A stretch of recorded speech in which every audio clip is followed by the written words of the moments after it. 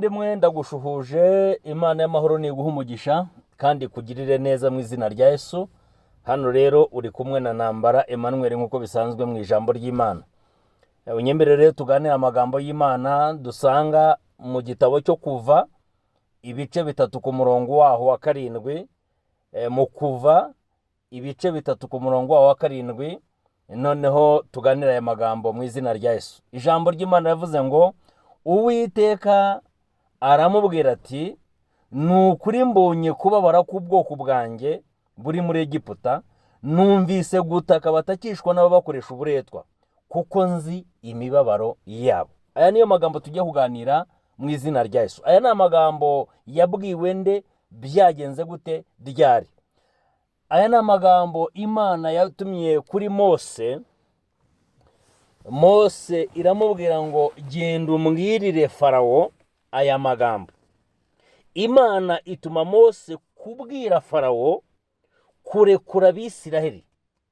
Ishobora byose, Imana nyiribihe ireba Abisiraheli imenya uko bameze, ihagurutsa Mose kubwira Farawo aya magambo. Iramubwira ngo rekura Abisiraheli bagende bajye kunkorera. Nanjye nje kukubwira, mbwira imbaraga zikuboshe, mbwira imbaraga zikubase, mbwira imbaraga ziguhambiriye ngo zikurekure mu izina rya Yesu. Izaguhambiririye mu mwuka zikurekure, izahambiriye ubuzima bwawe ziburekure, izahambiriye umubiri wawe ziburekure, izaguhambiriye mu bushomeri zikurekure.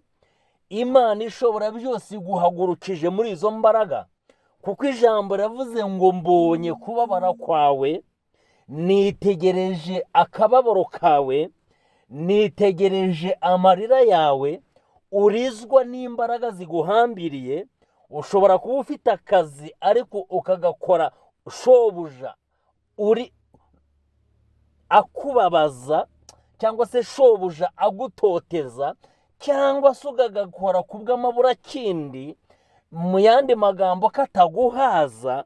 Uwiteka yitegereje ako kababaro. Imana izi neza ako kababaro, yitegereje umubiri wawe, uburyo Satani yawigaruriye, uhorana indwara zidakira, uhorana umubabaro udashira. Ijambo ravuze ngo Uwiteka aravuze ngo haguruka ugende. Imbaraga zaguhambiraga nizikurekure, uhaguruka ugende mu izina rya Yesu. Imbaraga z'Imana nizimanukira ubuzima bwawe. Dore wakoraga ariko ibyo ukoze mu yandi magambo bikaribwa n'abandi, ndetse wari ufite inyatsi yakubayeho karande, ariko Uwiteka aravuze ngo injira mu mugabane wawe, injira muri gakondo yawe, injira mu bwiza Imana ikuremeye. Imbaraga zari ziguhambiriye Imana iziteshereje agaciro aha. Ijambo riravuze ngo bwira Farawo arekura Abisiraheli.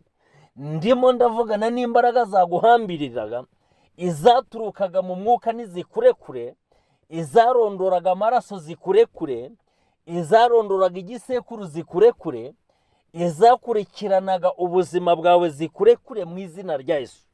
Umva iki ijambo ry'Imana rivuze rero. Ijambo ravuze ngo Uwiteka aramubwira ati nukuri mbonye kubabara k'ubwoko bwanjye. Akababaro kawe Imana irakazi, amarira yawe Imana irayazi. Ka kababaro ka kandi umugabo wawe atazi, Imana ishobora byose irakazi. Ka kababaro kawe ka kandi papa wawe atazi, Imana ishobora byose irakazi. Ka kababaro kawe ka kandi inshuti mubana zitazi, Imana ishobora byose irakazi. Ijambo riravuze ngo mbonye kubabara k'umwana wanjye, mbonye kubabara k'umukobwa wanjye, mbonye kubabara k'umugabo inshuti yanjye, mbonye kubabara k'ubwoko bwanjye. Nitegereje akababaro kabo, manukiye kubashyira mu mahoro. Ijambo ry'Imana rimbwira iki?